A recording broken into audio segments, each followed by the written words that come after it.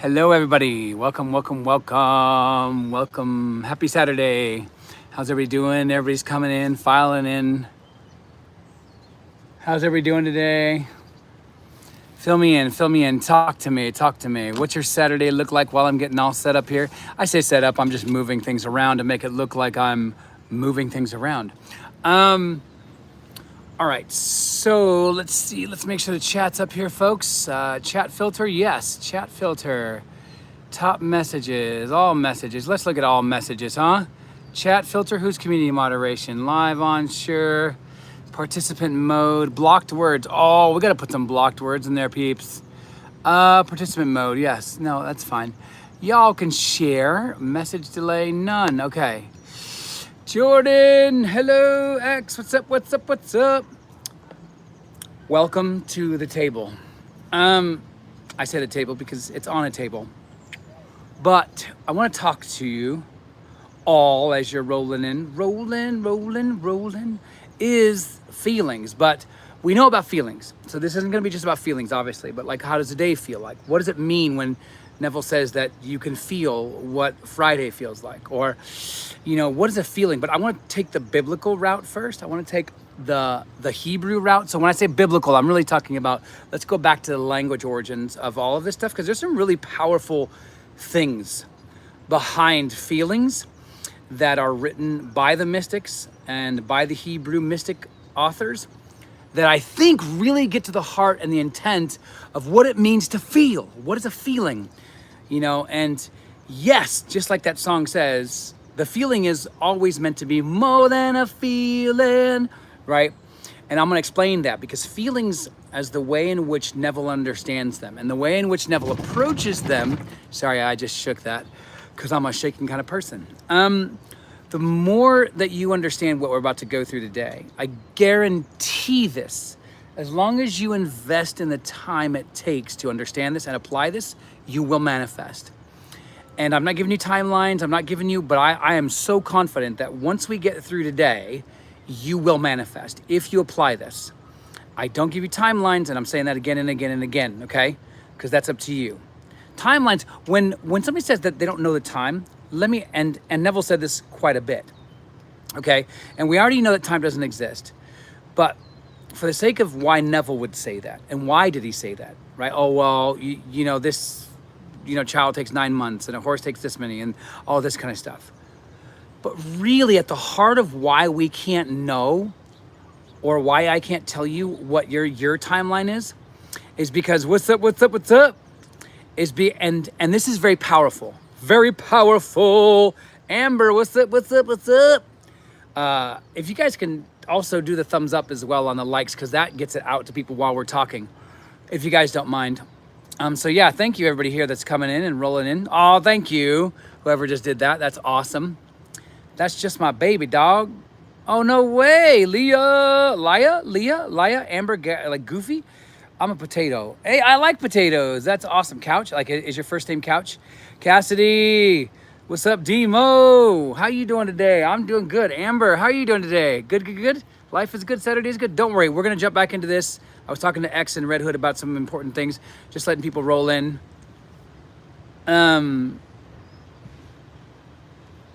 So Justin, we're talking about manifestation, but we're talking about the science of it. Like, we're not talking about the woo-woo, all that cartoonish stuff, light and candles. I don't do that. You know, and the reason why you're confused is because some people are jumping on and they're just trolling the feed. So we'll just say, hey, go have a day to yourself. There you go. I'll be gifting those people with time off. Like our good old friend Taniko over here. Go ahead and have a little bit of a 24-hour respite and think about that question for yourself. So yes, we're just cleaning out the room here, people. And yes, we're talking about a different way. Oh, thank you, Amber. Thank you for that. So we're gonna talk about different ways of understanding manifestation, right? And so I really need you to understand what a feeling is, okay? Because we talk about it too much. And we have cultural biases, right? Like we talked about yesterday about, oh, well, women feel more than men and men don't feel as much as women. That's BS. And I'm going to call it all the time, okay? Because that's just not true. But when we're talking about feelings, let me see, in theory, you could do all of that woo-woo stuff as long as it gets you in, yeah. And that's why I'm not against it. I'm just not for it for me. You know what I mean? And so, yeah, and by the way, Justin, so I'm a scientist and I'm a sociologist, so I study and research human behavior. So I'm coming from having experience. I've worked with the United Nations, I've worked with, the city of Vancouver, I've worked with all these people, right? And the whole thing, and, Richard, I know you're kind of like being sarcastic, but I celebrate all expressions because that's what this is all about, right? Is God expressing itself through many, many different ways. So I'm not out to judge anybody. So how somebody feels, I don't know. And this is important. What we were just talking about, if you've jumped on, this is so key, okay? If you're trying to understand time and you're trying to understand feeling and you're trying to understand all of it, okay, is that when we're talking about feeling, okay, when we're talking about feeling, it's never about feeling. And Neville was cryptic about that. Meaning he told us that he meant something, but the problem is he would still use the word feeling, even though he didn't mean feeling, right? He meant a conviction. But I'm gonna talk to you about that as well, because even that sounds like, how do I understand that? Like, what does that mean to know? What does it mean, right? For example, this is one of the most frustrating things people will tell you a lot. They'll be like, especially like if you're trying to fall in love and you're trying to get married or you're trying to do whatever, right? And they're like, well, so how did you know she was the one? How did you know that she is the one, right? And then they tell you, because this frustrated me no end, like pissed me off. And they would say, well, you just know. And it's true, by the way. And now, do I believe in love at first sight? Not at all, whatsoever, right? I believe in infatuation. I believe in being horny at first sight. I do not believe in, being in love at first sight. Love changes, and we're meant to change with it, right? And our understanding of love changes, and so does things about other people change, and all this kind of stuff. So I don't believe you can love anybody at first sight. I think you can know. That's different. That knowing and love is very, very different. Right? Yeah, very, very good, Justin. And so I think what's happened is we've confused romantic comedies and all this social pressure to get married at a certain age as the same thing as love. None of that's love. Social pressure is not the same as love. I'm sorry, I didn't mean to get philosophical here. But the reason why I'm bringing all this up as well, in relationship to what we're talking about today, is that you have to understand time as a feeling and feeling as a time. And we kind of talked about this yesterday. Even though time doesn't exist, the way in which we speak of time is better understood as a feeling. Okay, so when Neville says, hey, you can manifest on a Friday or a Saturday or a Monday, what he's saying is there's a particular feeling involved with that certain day that you have. Okay, but what about this? And this is very easy to pick on, because I disagree with this whole with this thing I'm gonna share right now, is that we're taught to hate Mondays and love Fridays in the West. Because I'm like, why though? Why? This is very important. This is very important with the work of Neville as well. Always ask why. Why?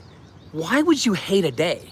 A day is a day. It's an inanimate object, right? It's an inanimate noun. It's a person, place, or thing. It's not a verb. It's not an action. It's not a person, right? So why are we taught as a culture to hate a certain day over another?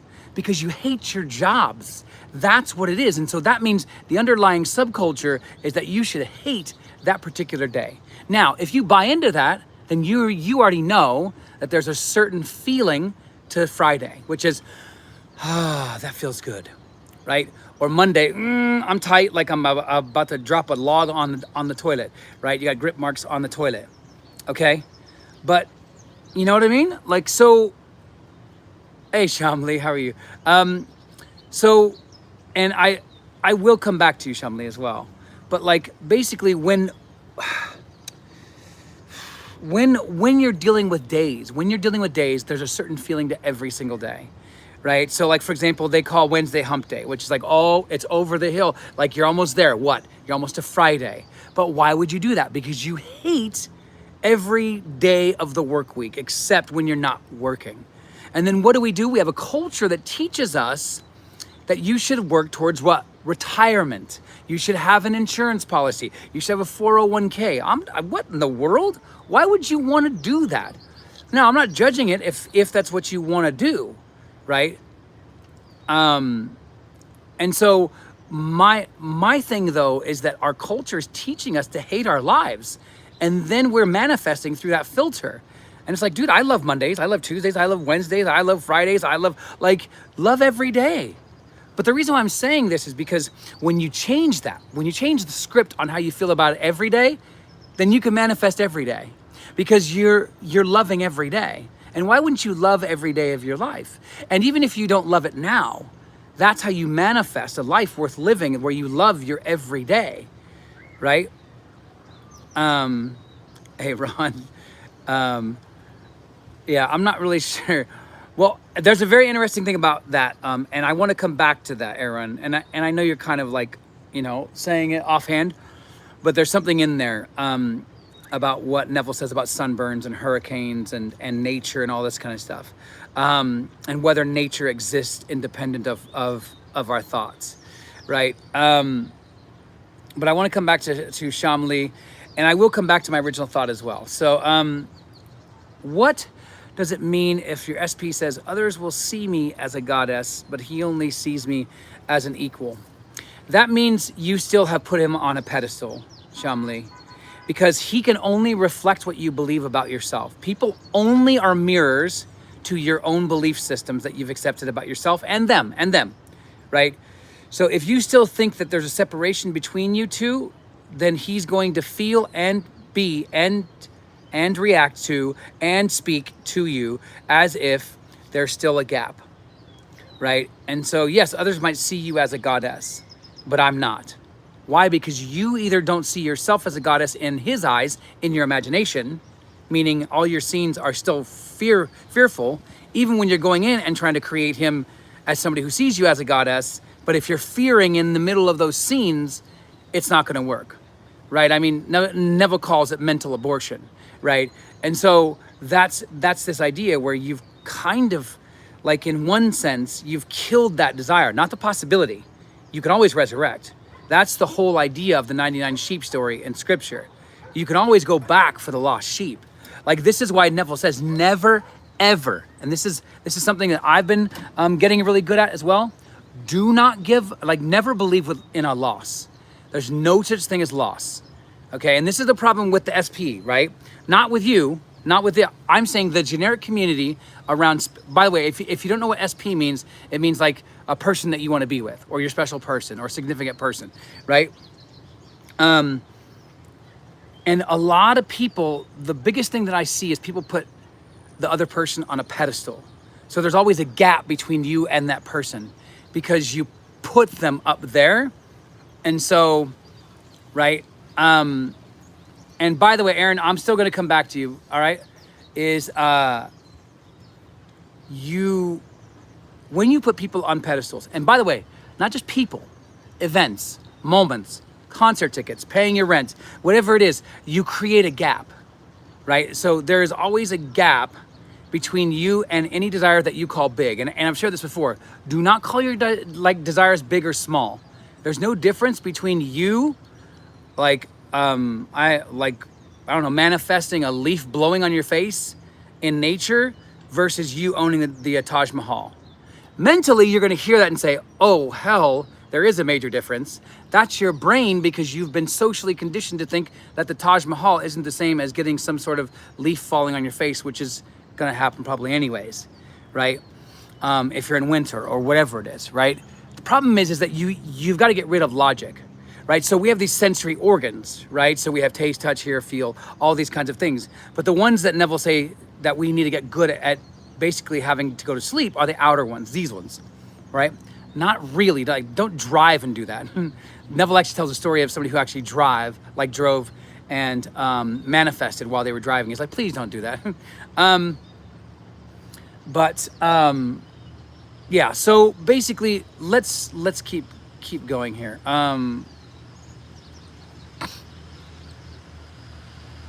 Yeah, Red, you're awesome. And I'm going to come back to all these as well. Let me see. So, and Red Hood, you're awesome. Thank you. That's so kind of you. And again, if you're looking for coaching, it's a science-backed, neuroscience trained person right here.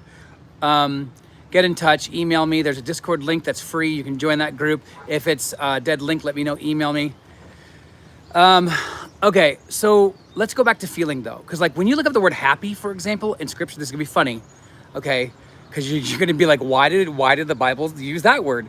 But, okay, and the reason why this is so important is because I really, really want you to get this, okay? The heartbeat of day, and yes, I will answer your questions still, so keep asking them. I just may answer them later on.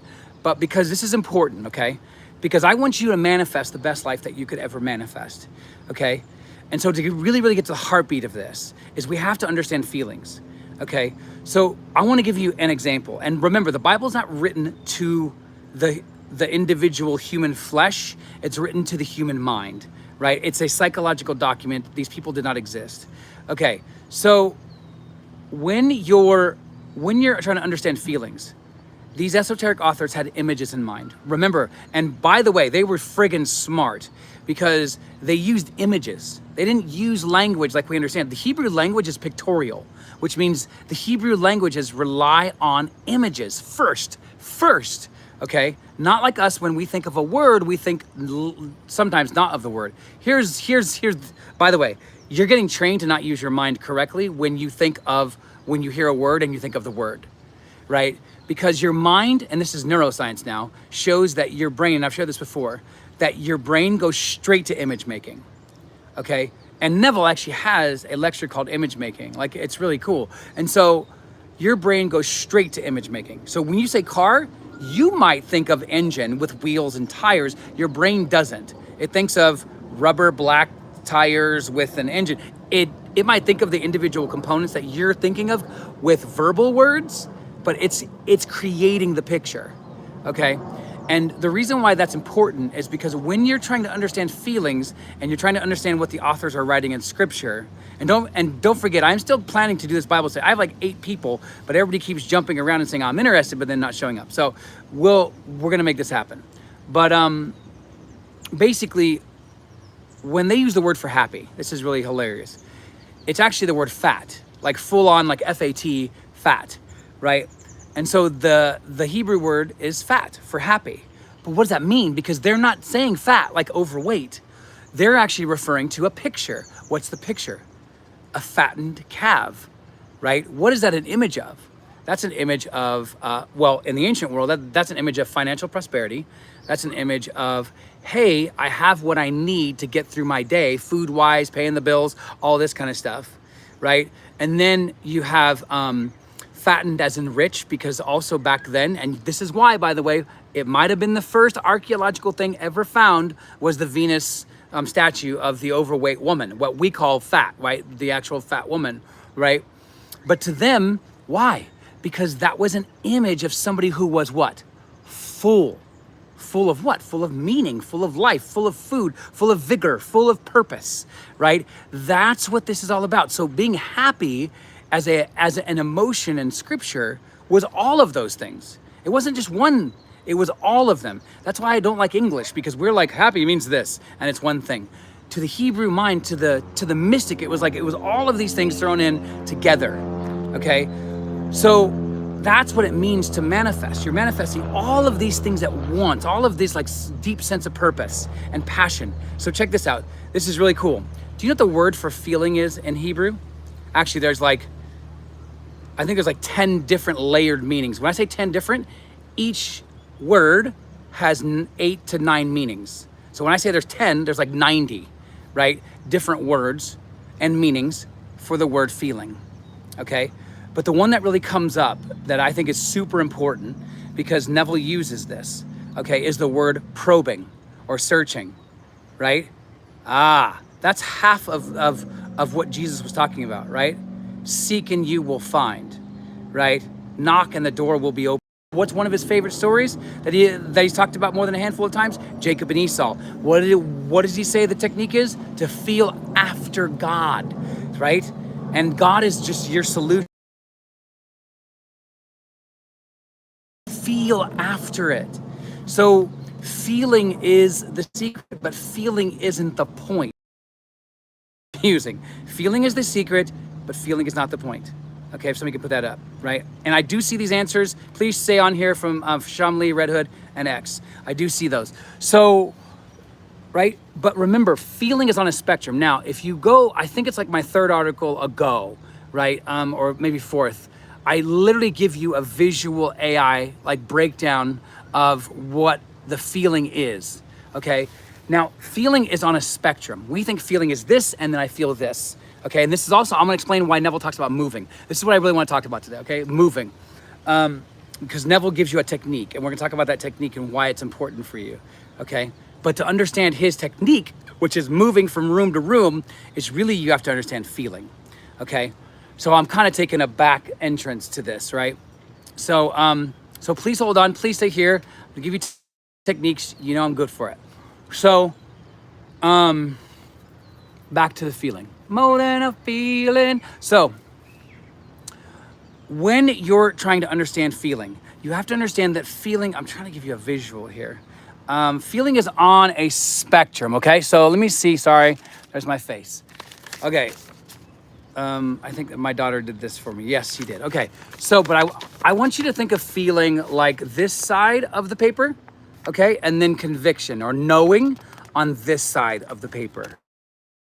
Are you with me? So then feeling isn't that you're just feeling rich. You're feeling in love. You're feeling acceptable. You're feeling confident, right? And then you stay in it. The feeling always has to travel along the spectrum. This is what a spectrum is. It's a long line, okay? And that spectrum must lead to knowing, okay? We're gonna talk about knowing in a second, okay? Feeling, if you sit in your feeling and that's all you're doing, you're just gonna create more anxiety, okay? This is very important. This is why detachment is equally important. And also the other thing is, you are not detaching from the good feeling. You're detaching from the old story. Are you with me? You're detaching from the old story. Do not detach from the good feeling, okay? Long until you are confident that you know you are it, okay? Are you with me?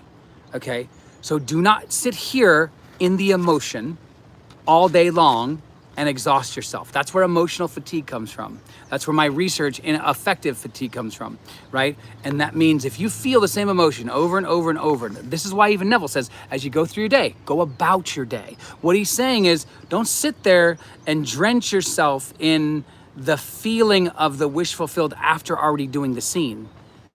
Because what you're telling yourself is, I don't have it. You're trying to force it, right? And that is going to lead to exhaustion. And if you keep going, it's going to lead to mental health issues, right? Because your mind is meant to take breaks. Okay, so is everybody with me with the spectrum thing, okay? Now, let's talk about knowing. What are you doing right now?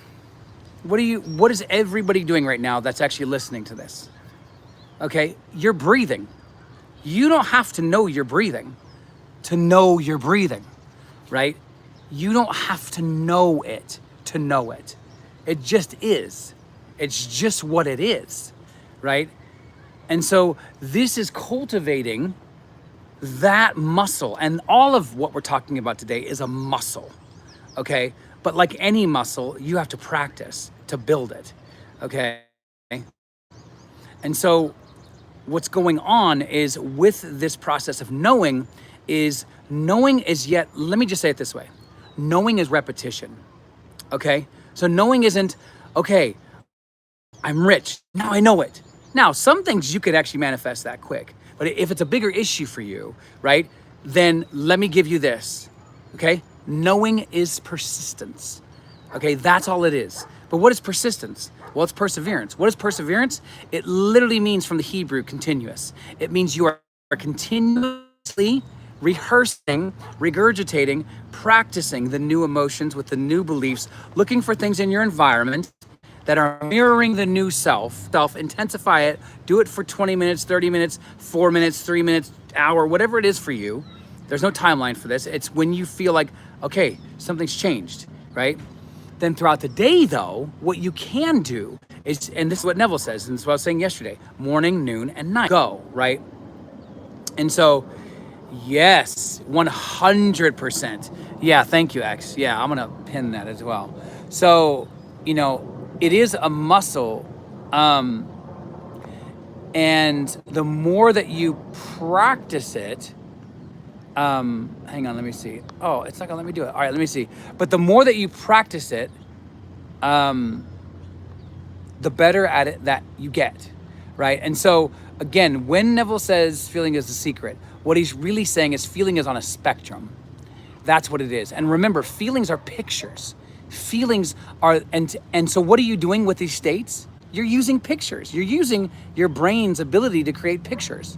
So it's almost like you're talking back to your brain, like you're having a conversation with your mind, right? And you're using the strength of what your mind already does, which is create pictures and already thinks pictorially, right? So when you're creating images, you're already doing what your brain's wired to do, okay? So, and again, knowing isn't, I know. It is in one sense, but you're gonna get to that. And that's what Neville does not talk about. He just says, you've got to know. Like Neville is, again, writing as a writer. He's assuming you know what he's talking about, okay? And so part of that process, though, is realizing that knowing is perseverance. Knowing is I'm bringing my new self with me everywhere I go, right? I'm bringing it in my actions. I'm bringing it in my this is key. I'm bringing it in my reactions. What am I reacting to? Who am I reacting to? Why am I reacting to it? Now, here's the flip side to this. And this is where people get really locked up. Don't give a shit if you mess up, okay? Just don't. People get locked up with doubt when they're like, oh my gosh, I just doubted. Oh my gosh, I just did this, okay? Don't do that. What you do is keep going. You keep going with the new self. If that means right after you doubted, keep affirming. You don't sit there and try to fight and play with a doubt. It's not Play-Doh. It's not a game when you were 4 years old that you'd love to play with. No. Doubt is not that. You need to see doubt, in one sense, you need to see doubt as an enemy. But also in another sense, you need to see doubt as a teacher, right? Because it's teaching you where you still have those beliefs. So in one sense, you don't want to turn doubt into a villain. You want to turn it into a teacher. So train yourself to not fear when you doubt. Okay, that is very, very key. And that's when you use things like meditation.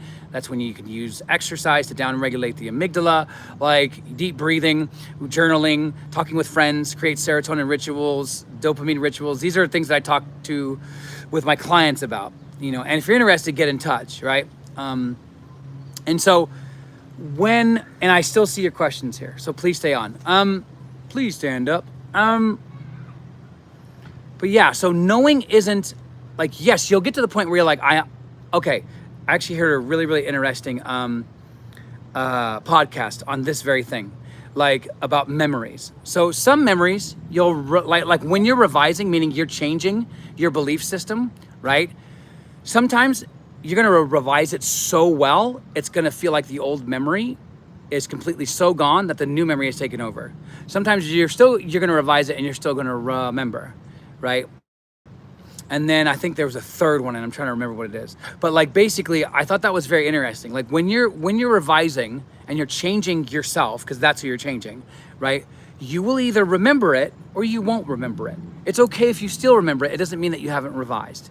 As long as you know that you're a different person and that when you look at this thing, you're like, I don't know that person anymore. Like that faith, that like doubt was not who I am anymore, right? So that's what I want to get across, is that feelings lead to knowing, but knowing is practice. That's what knowing is. You're bringing it. So when Neville says persist, he's saying practice it.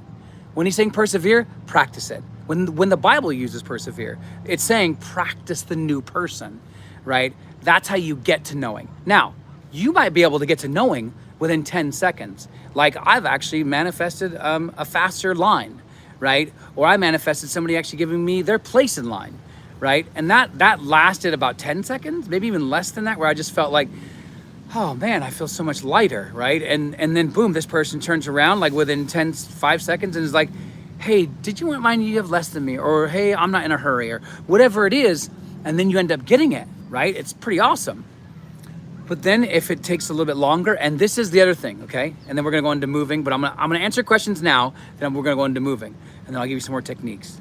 But like basically, when you're dealing with trying to transition yourself emotionally, okay, that's what it is. It's a transition, okay? Yes. So, Raheem, that's awesome. Write that down somewhere, by the way. So for me, what you do with the parking lot, I do with free drinks at Starbucks. And when I say that, it's about 90% of the time, maybe even more actually now, where almost every single time I manifest something free, whether it's usually a free drink, like usually like they mess up or I know them or whatever it is, and I'm just walking in, and every time. And my son's been with me almost every single time. And he's either gotten a bigger drink all the time, or, you know, they forget to do something and then they like, you know what, we're gonna throw it away, have it, like whatever it is. And it gets really, really easy, right?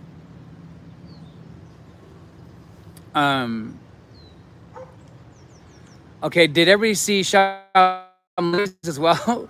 Like that's pretty awesome. And that, by the way, but Raheem, that's equally just as awesome, all right? And because we're all experiencing the law, right? And so, in fact, let me take a second because I want to talk about moving, but let me go back through these questions here. Eyes him down, but he won't come down. Okay, so what happens when you have, oh, this is actually great. So Shamli, I hope you don't mind that I will use you. If it's embarrassing, let me know, but I'm actually going to use you not just about SP, it's about anything. So hopefully that's okay.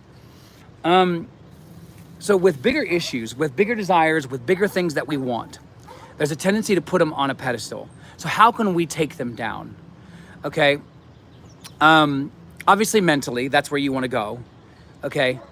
But one of the things is that when you romanticize something or when you put it up there, okay, you give it certain descriptions. Okay. You give it certain, nouns or verbs or sorry, adjectives. Sorry, I was going to get there like eventually. And you learn how to express in a certain way. So you'll say things, yeah, qualities, very good. Sorry. I need my coffee. And you have certain qualities and you're like, okay, I want a big house, right? So you've given it that. Or I want a person who's caring. That's an adjective. Okay. I want a red car. That's red. That's an adjective. Now, I'm not saying these qualities aren't important, and I'm not saying don't manifest from qualities.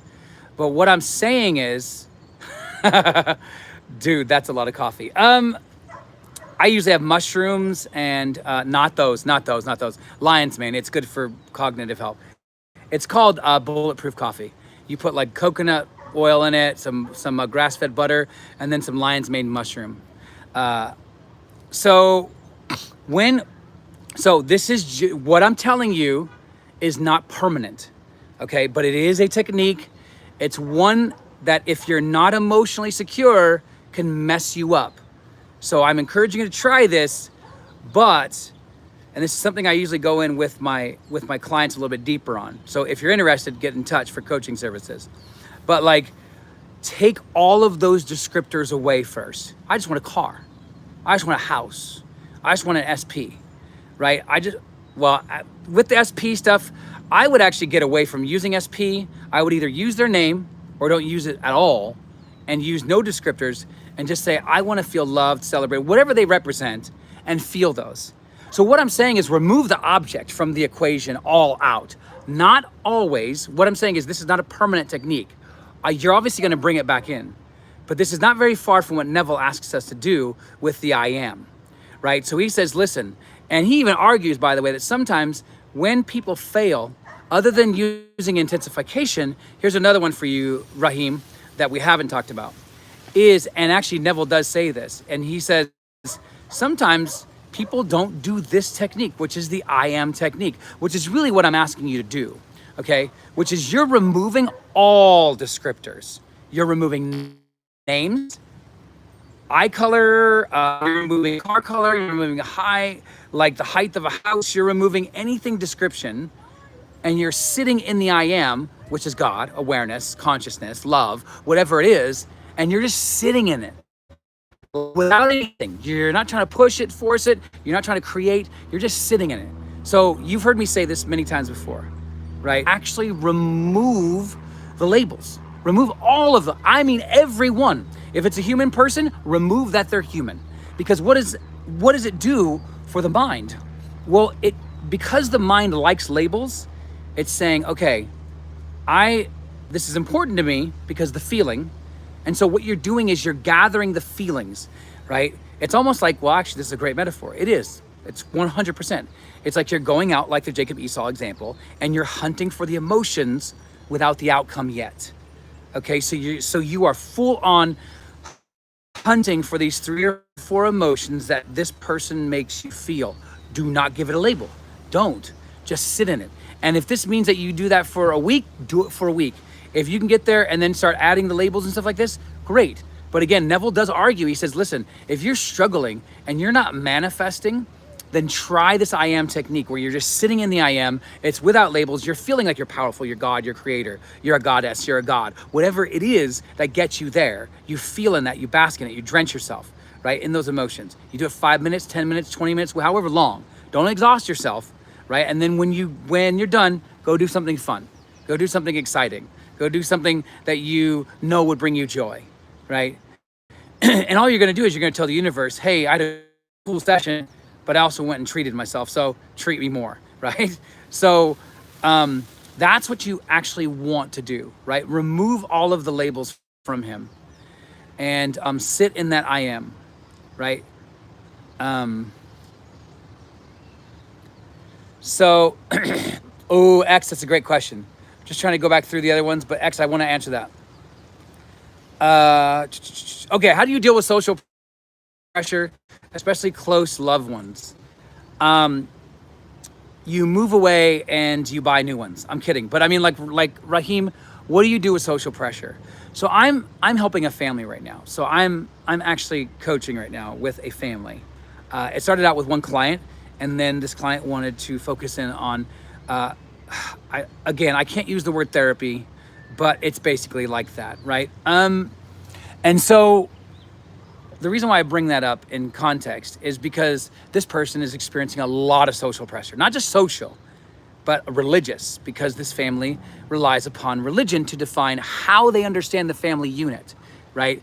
And so that in and of itself is a form of social pressure. Okay, so Paul, the Apostle Paul, right, if he existed at all, right, wrote that we should not conform ourselves, right, to the pattern of this world. Now, that's not going to help you because I just said the opposite of what you already know, right? I meant the opposite to your question, which is the solution.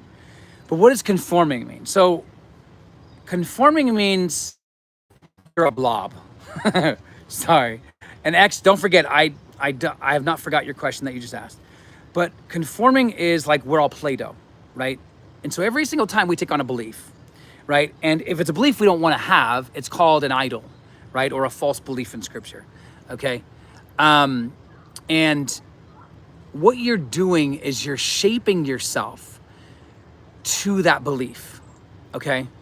So one thing that I always encourage people to do, and this is what one of my mentors encouraged me to do, and it's a great technique, by the way, Raheem. And if you guys want more, then just get in touch and we can do some more coaching on this. But like basically, and this is a great challenge and technique for all of you. And it's 3 things, but it's over 3 days. You do it 15 minutes a day. You can add time if you want. This is not my technique. It's from one of my my own coaches, actually.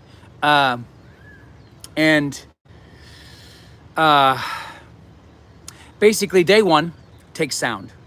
Watch where you're, and Raheem, I think we've talked about, we may have not talked about this actually, but like take sounds and see where your feelings go as soon as you hear something, whether it's a baby shouting, a bird outside, you know, the TV accidentally like turns on, somebody shouting, whatever it is, where does your brain go, right? Follow the pattern of what is happening and where it's going. Then day 2, do the same, with basically, but actually you're gonna do this over 5 days. You're gonna do this over 5 days, right? And so why? Because you're doing all 5 senses. You're gonna do one with feeling. So then what am I feeling today? Why am I feeling that way? Where's it coming from? Tracing it back, right? And then changing it, shifting it, okay? And then you're gonna do one with taste. You're gonna do one with touch. Touch is interesting because you don't think that you actually feel certain things, but when you like grab the keys or when you touch the table or like it might trigger a memory or whatever it is, right? But you do that with all 5 senses, 15 minutes a day, only for the sole purpose of watching where your mind goes. Now, if you want to do what Neville says, right when you catch it, you reverse it, right? But for the sake of getting good at this, Raheem, in terms of social pressure, right? See where your mind goes. And the reason why I'm having you do that is because you'll see why social pressure feels so locked in for you, right? Why does it feel like you can't change the social pressure, right? And that's going to bring memories up. That's going to bring feelings up. That's going to bring other feelings up, right? And so, but conformity always has a memory, okay? And this is very key right now. And I'm probably going to write something on this, is that conformity always has a memory. Meaning when you're changing yourself for other people, you're not doing it for that person. You're doing it for your mom, for your dad, for your friends at school, when you were 7, whatever it is. So when I say conformity has a memory, Raheem, that's where I would go. Go to the memories first and foremost, right? Okay, and I want to answer X's questions, but there's one more I didn't. Let me see.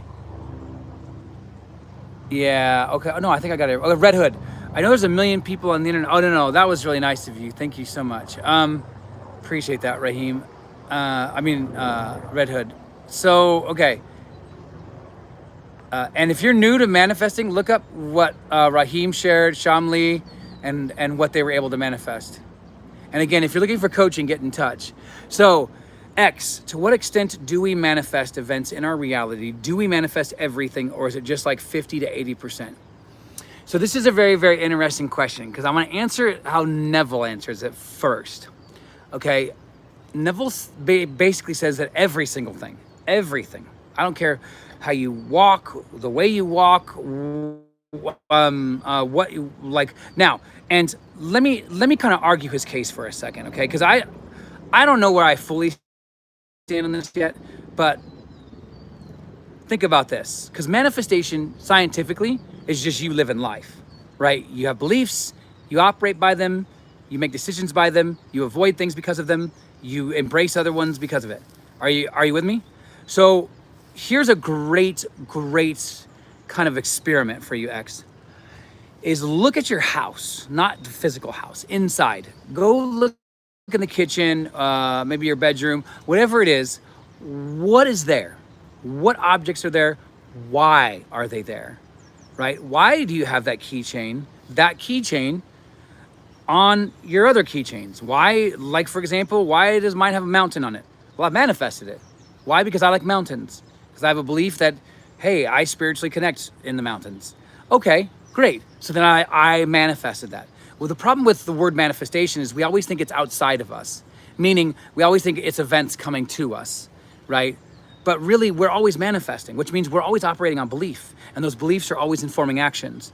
And those actions are always informed by memories and strong emotions, and so on and so forth. So humans themselves are a manifesting ecosystem, right? We're always manifesting. And so you might go and be like, oh, I have a purple car.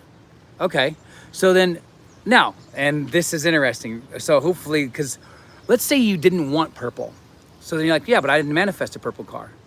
Yeah, but here's the thing. You may have a belief that you have to usually give in eventually, or that you may have a belief that the guy at the car lot didn't have anything because people lose things, or that people run out of things, or that people that usually your desire may or may not come, or that, right? So even if it was what you wanted, then you manifested it either way. But do you get what I'm saying? So you can actually argue from Neville's perspective that we're always manifesting every single thing all the time. And so even when I walked out here, even me taking that action, I manifested that because I'm a coach, I'm a teacher, right? When I come off this live and I go and do a TikTok, it's because I'm a performer, right? When I go and get coffee, it's because I believe that coffee can rejuvenate me. Actually, I don't think it does, because I have ADHD, so it doesn't do anything. But I like it because I think it's healthy. So I'm gonna go add lion's mane mushroom. I'm gonna go add butter to it. I'm gonna go add, because I've done research, and the research says that, hey, if I put coconut oil in coffee, it laces the telomeres and actually helps the cells on the caps on the end of your cells live longer, which means it helps you live longer. Are you with me?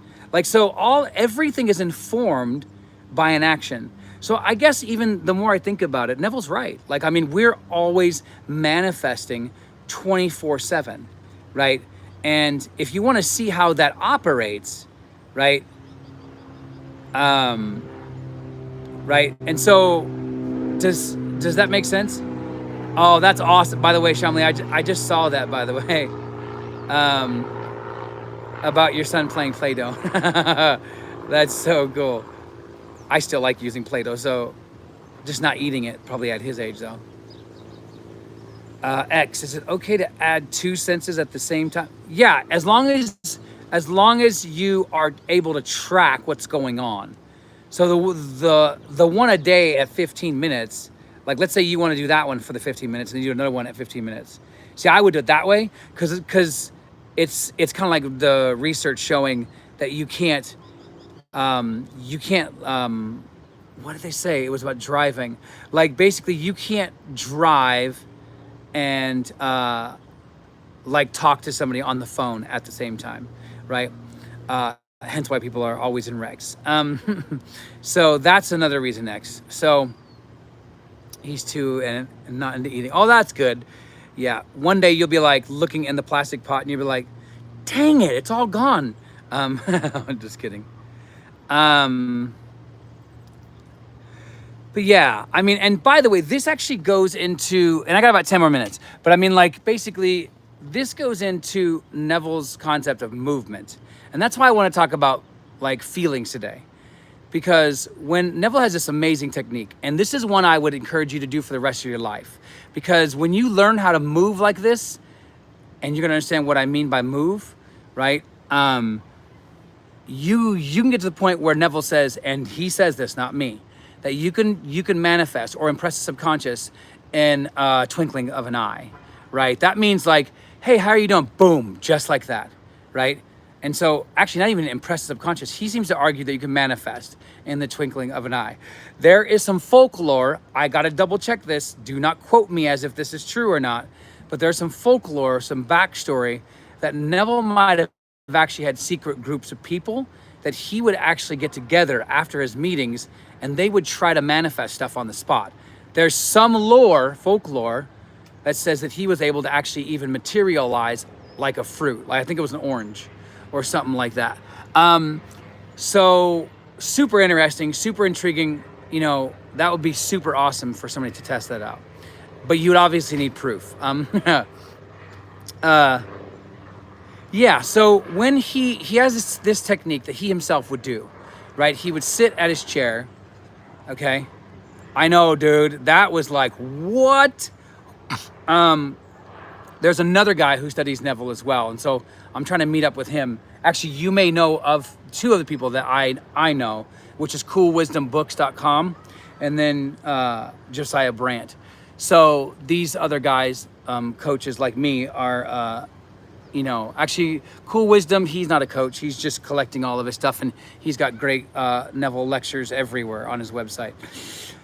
But yeah, so when he's talking about movement, okay, and he's talking about his own experience where he says, listen, I'm sitting in my chair and then I imagine myself on the phone, okay, but the phone isn't right next to his chair. It's in the next room, like around a corner of something, right? And so he's sitting there, and all he's doing is he literally says that all he does with his technique is just move.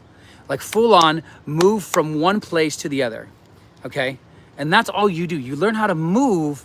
Now, here's the key, because the problem is people hear the word move and all they're doing is focusing on the move, because that's not his point, okay? That's like step 1 of his overall technique that I just call move, his move technique, right? Because the point is not that you're moving in your imagination. That's point one.